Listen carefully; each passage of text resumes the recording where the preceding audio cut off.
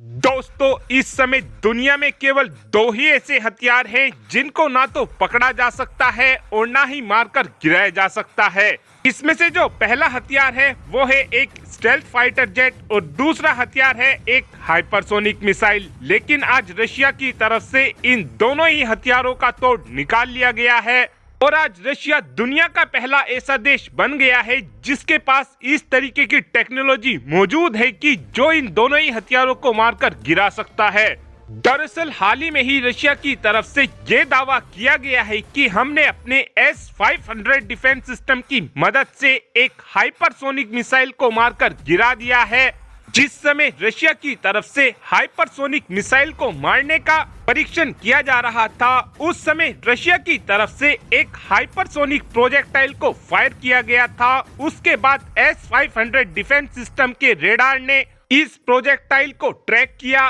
और उसके बाद S-500 डिफेंस सिस्टम में जो इंटरसेप्टर मिसाइल लगी हुई थी, उस इंटरसेप्टर मिसाइल की मदद से इस हाइपरसोनिक प्रोजेक्टाइल को मारकर गिरा दिया गया है। और रशिया के इस परीक्षण से अब अमेरिका के माथे पर भी पसीना आ गया है, क्योंकि अभी तक भी अमेरिका ने जितने भी अपने हाइपरसोनिक मिसाइलों के परीक्षण किए हैं, अमेरिका उन सभी परीक्षणों में हर बार ही फेल हुआ है। वहीं पर इस समय रशिया को देखा जाए तो रशिया ने अपनी तीनों ही सेनाओं में हाइपरसोनिक मिसाइल को शामिल भी कर लिया है और अमेरिका इस समय रशिया के इस परीक्षण से इतना ज्यादा डरा हुआ है क्योंकि अब अमेरिका को भी कहीं ना कहीं इस बात का खतरा हो रहा है कि जब रशिया अपने S-500 डिफेंस सिस्टम की मदद से एक हाइपरसोनिक मिसाइल को मारकर गिरा सकता है, तो रशिया अपने S-500 डिफेंस सिस्टम की मदद से काफी आसानी से F-35 फाइटर जेट को भी ट्रैक कर सकता है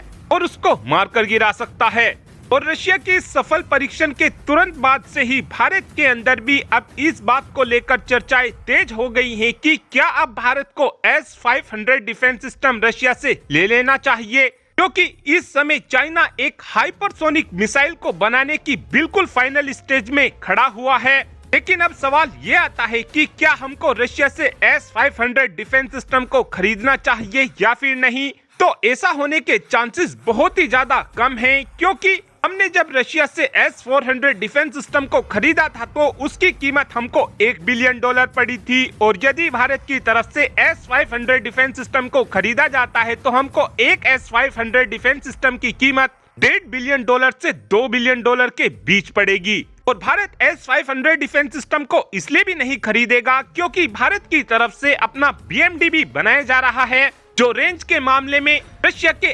S-500 डिफेंस सिस्टम से 10 गुना ज्यादा हमको रेंज प्रोवाइड करा सकेगा। हाँ, ये जरूर हो सकता है कि भारत की तरफ से रशिया से इस बात को लेकर बातचीत की जाए कि आपने हाइपरसोनिक मिसाइल को ट्रैक किया कैसे है, और अगर रशिया की तरफ से ये इंफॉर्मेशन भारत को दे दी जाती है तो फिर हम काफी आसानी से अपने S-400 डिफेंस सिस्टम और अपने बैलिस्टिक मिसाइल डिफेंस सिस्टम की मदद से भी काफी आसानी से हाइपरसोनिक मिसाइलों को मारकर गिरा सकेंगे। बेसिकली देखा जाए तो S-400 डिफेंस सिस्टम और S-500 डिफेंस सिस्टम में कोई ज्यादा अंतर नहीं है, बस रशिया की तरफ से S-500 डिफेंस सिस्टम में थोड़े एडवांस इलेक्ट्रॉनिक को लगाया गया है। वहीं पर रशिया ने S-500 डिफेंस सिस्टम में 40 N6E मिसाइल की जगह पर 600 किलोमीटर तक मार करने वाली इंटरसेप्टर मिसाइल को लगा दिया है। और अगर हम चाहे तो अपने S-400 डिफेंस सिस्टम में भी ये 600 किलोमीटर की रेंज की इंटरसेप्टर मिसाइल को कुछ मॉडिफिकेशन के बाद लगा सकते हैं। और अब आप ही कमेंट कर बता सकते हैं कि क्या हमको रशिया से S-500 डिफेंस सिस्टम को खरीदना चाहिए, हाँ या फिर ना। इस बात का आंसर आप कमेंट बॉक्स में दे सकते हैं। Thanks for watching this video. Have a good day.